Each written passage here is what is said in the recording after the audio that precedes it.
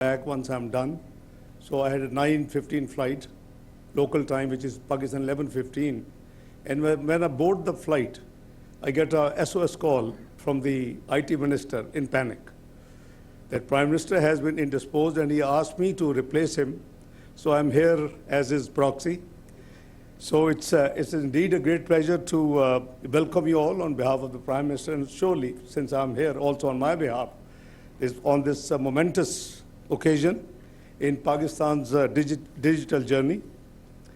The world I grew up, and most of you, I would say few of you, I think you are much younger than me, and most of you may be about 2 decades at least younger than me. Is a distant one from today's world.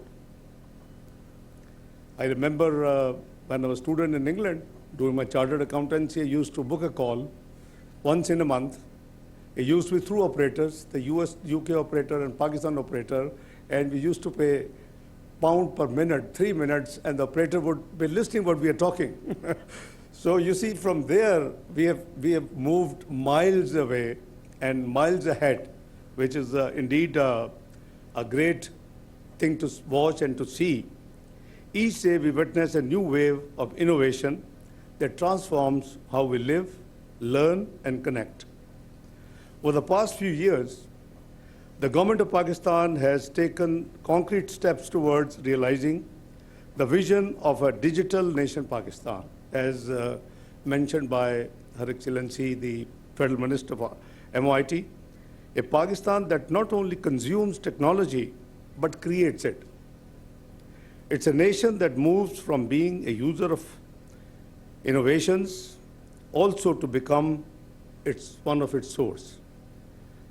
This active journey started again. I'll take you a little back. Most of you were there actively. You see, we had not even rolled out the 4G technology in Pakistan till 2013. And this was very unfortunate, I would say. The 5 years prior to the 2013, there had been serious attempts to roll it out, but unfortunately didn't materialize.